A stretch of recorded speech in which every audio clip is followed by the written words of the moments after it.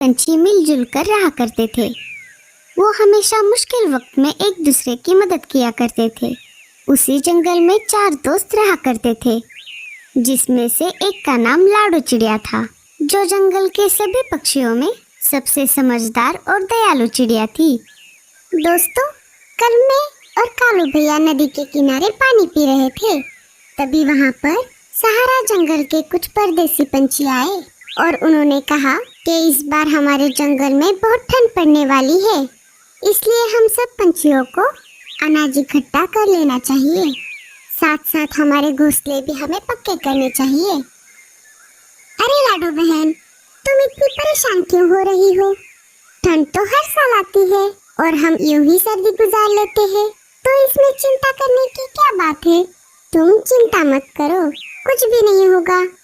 रानो, मैं चिंतित इसलिए हूँ क्योंकि इस साल ठंड के साथ साथ बहुत बड़ी बर्फबारिश भी होने वाली है, जो हमारे जंगल में पहले कभी नहीं हुई। और रही बात इस बात की सच्चाई की, तो मुझे लगता है कि परदेसी पंछियों को हमसे ज्यादा मौसम की जानकारी है, क्योंकि वो दूर दूर तक सफर में जाते हैं। लाडो, तुम सही कह रही हो, बर्फबारिश हो भी सकती है, इसलिए हम सभी को ठंड से बचने का इंतजाम कर लेना चाहिए। तो चलिए बहनों, हम सभी को अनाज इकट्ठा कर लेना चाहिए। इस तरह सभी पक्षी लाडो चिड़िया की बात मानकर भोजन इकट्ठा करने के लिए चले जाते हैं। इधर कालू कौवे का भाई भूरा घोड़े बेचकर सो रहा था। वो बहुत कामचोर कौवा था। वो दिन भर सिर्फ सोया रहता था। इससे कालू कौवा बहुत चिंतित रहता था। भूरे को दोपहर तक सोता देख उसका भाई कालू कौवा उसे उठाने आ गया। भूरे, अरे ओ भूरे, उठ जाओ, दोपहर हो गई है। क्या कामचोरों की तरह दिन भर सोए रहते हो? अरे उठ रहा हूँ ना कालू भैया, अभी तो सिर्फ दोपहर के 12 बजे है, अभी भी पूरा दिन बाकी है। ऐसा कहकर भूरा उठ जाता है। भूरे, मेरी बात ध्यान से सुन। मुझे परदेसी पंछियों से खबर मिली है कि इस बार जंगल में बर्फबारिश होने वाली है, इसीलिए हमें हमारा भोजन इकट्ठा कर लेना चाहिए और सर्दी से बचने के लिए घोंसला भी तैयार कर लेना चाहिए। कालू भैया, तुम जाओ, तुम मेरी चिंता मत करो, मुझे ठंड से कुछ नहीं होगा। सोच ले भूरे, मैं तुम्हारे लिए दाना नहीं लाऊंगा। ठीक है, तुम जाओ, मैं तो चला सोने। ऐसा कहकर भूरा फिर से सो जाता है। कालू कौवा अनाज इकट्ठा करने के लिए दूसरे जंगल चला जाता है। दिन भर मेहनत करने के बाद लाडो, रानो, बुलबुल और मीनू मौसी अपने अपने घर वापस आ जाती है। लाडो चिड़िया अपने घोंसले में बैठी हुई थी। तभी वहाँ पर कालू कौवा आ जाता है और कहता है, लाडो, आज तो मैंने तुम्हें दिन भर नहीं देखा। हाँ कालू भैया, आज मैं और बाकी सारे पक्षी अनाज इकट्ठा करने के लिए दूसरे जंगल गए थे। वैसे आप भी भोजन इकट्ठा कर लो, आपको तो पता है इस बार बहुत ठंड पड़ने वाली है। हाँ लाडो, मैं भी अनाज इकट्ठा कर लूँगा। वैसे मुझे तुमसे एक मदद चाहिए। बोलिए ना कालू भैया, मैं आपकी क्या मदद करूँ? लाडो, तुम मुझे कुछ अनाज दे दो, मैं तुम्हें कल वापस कर दूंगा। ठीक है कालू भैया। और फिर लाडो कालू कौवे को अनाज के दाने दे देती है। कालू कौवा खुश हो जाता है और अनाज के दाने लेकर अपने घर चला जाता है। सुबह हो जाती है। रानू, मुझे लगता है हमारे जंगल में तिनकों की कमी हो गई है। कल भोजन इकट्ठा करते वक्त मैंने तिनके की खोज की, पर मुझे बहुत कम ही तिनके मिले, जो बहुत ही ज्यादा कमजोर थे। मुझे नहीं लगता वो तिनके घोंसले बनाने के लायक है। मुझे भी कुछ खास नहीं मिला था। अगर ऐसा ही हाल रहा तो हम वक्त पर हमारे घोंसले नहीं ठीक कर पाएंगे। क्या हुआ बहनों, तुम इतनी परेशान क्यों दिख रही हो? अरे लाडो, क्या बताऊं, मुझे लगता है हमारे जंगल में तिनकों की कमी हो गई है। मुझे और रानू को सही से तिनके नहीं मिले। अगर ऐसा ही हाल रहा तो सर्दी से पहले हम हमारे घोंसले नहीं ठीक कर पाएंगे। वैसे भी जब सर्दी आएंगी तब का तब देख लिया जाएगा। हमारे घोंसले तो अभी तक मजबूत ही है। नहीं मीनू मौसी, हम यूं ही बैठकर सर्दियों का इंतजार नहीं कर सकते। हम तिनके जमा करने सहारा जंगल की तरफ जाएंगे। हमें मेहनत करनी चाहिए, क्योंकि मेहनत कभी भी बेकार नहीं जाती।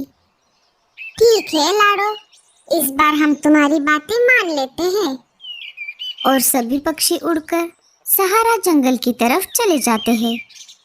भूरा कौवा उन्हें छुपकर देख रहा था। वो हंसते हुए कहता है, बड़े आए समझदार, यूं ही अपना सारा दिन बेकार के काम करने में लगे रहते हैं। समझदार तो मैं हूँ, जो अपनी लाइफ को एंजॉय कर रहा हूँ। इधर लाडो चिड़िया तिनकों की खोज में बहुत दूर आ जाती है। बहुत देर तक उड़ने पर भी लाडो को तिनके नहीं मिलते। तभी लाडो चिड़िया को जमीन पर बहुत सारे मशरूम दिख जाते हैं। इतने सारे मशरूम देख लाडो चिड़िया चौंक जाती है और वो उस मशरूम के पास चली जाती है। अरे वाह, ये तो बहुत बड़े मशरूम है। इतने बड़े मशरूम मैंने आज तक नहीं देखे। मशरूम को देख लाडो चिड़िया को एक आइडिया आ जाता है। ये मशरूम तो बहुत बड़े हैं, क्यों ना मैं उसे अंदर से खोखला कर अपना घर बना लूं, जिससे कि मुझे तिनके भी नहीं खोजने पड़ेंगे और हम बर्फबारी से भी बच जाएंगे। क्यों ना मैं अपने दोस्तों को जाकर इस मशरूम के बारे में बताऊं, जिससे वो भी अपना घर इस मशरूम से बनाए। लाडो चिड़िया अपने दोस्तों के पास आ जाती है और वहां पहुंचकर मशरूम के बारे में बताने लगती है। सभी को लाडो का आइडिया पसंद आता है। कुछ ही देर में लाडो और उसके साथी मशरूम को खोखला कर अपना अपना घर बना लेते हैं और वहां पर अनाज लाकर रहने लगते हैं। एक दिन भूरा कौवा उनके पास आ जाता है और मशरूम के बने घरों को देखकर हंसने लगता है। अच्छा, तो यहाँ हो तुम लोग, और क्या यही है तुम्हारा मशरूम वाला घर? मैंने तो सोचा था कि तुम लोगों ने कोई अच्छा घोंसला बनाया होगा। नहीं नहीं भूरे जी, ये अंदर से बहुत मजबूत है। तुम्हें विश्वास नहीं है तो अंदर जाकर देख लो। नहीं नहीं, मैं नहीं रहूंगा ऐसे बकवास मशरूम के घरों में। तुम सब मजे से रहो, मैं तो चला। हाँ हाँ चले जाओ, लेकिन एक बात याद रखना, जब बारिश होगी तब हम में से कोई तुम्हें अपने घर में नहीं लेगा। बड़ा आया हमारे घरों का मजाक उड़ाने वाला। नहीं मांगूंगा मैं तुम सबसे मदद।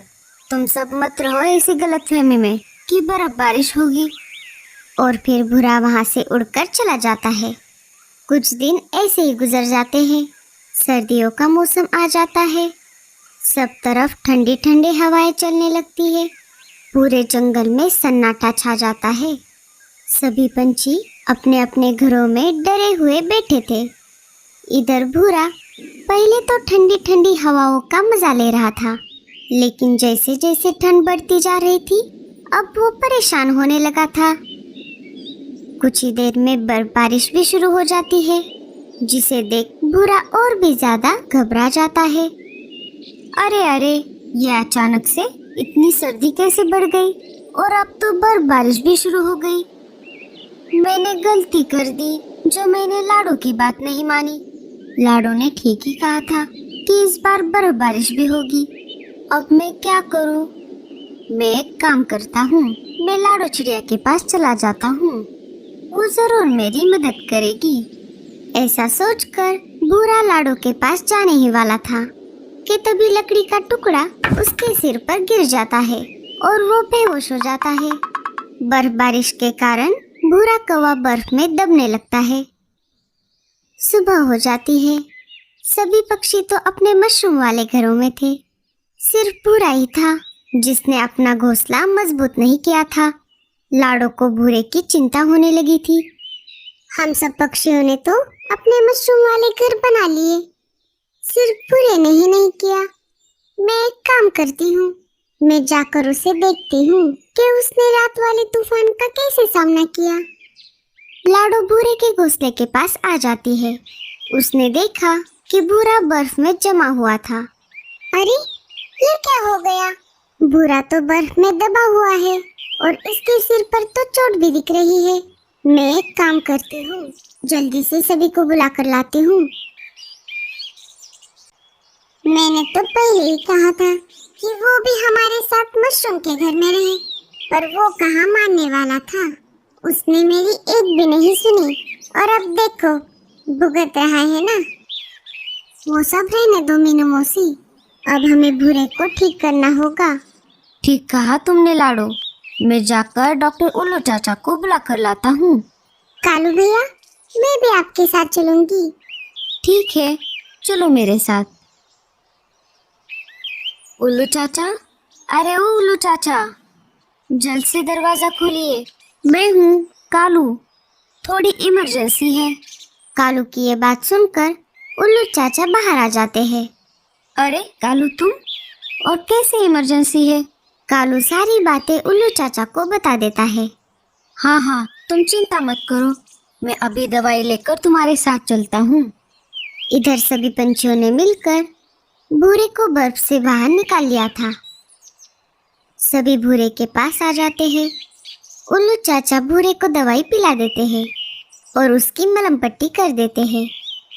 भूरा सभी पंछियों को अपने पास देख बहुत खुश हो जाता है। आप सभी का बहुत बहुत धन्यवाद जो आपने मेरी जान बचाई। धन्यवाद की कोई जरूरत नहीं है, तुम तो हमारे दोस्त हो, तुम चिंता मत करो। हम सभी पंछी मिलकर तुम्हारे लिए एक मशरूम का घर बना देंगे। सभी पंछी मिलकर भूरे कौवे के लिए एक मशरूम का घर बना देते हैं। फिर सभी पंछी एक साथ खुशी खुशी रहने लगते हैं। आपको हमारी कहानी पसंद आती है तो इसी तरह की और कहानी सुनने और देखने के लिए हमारे चैनल को लाइक, सब्सक्राइब एंड शेयर करें।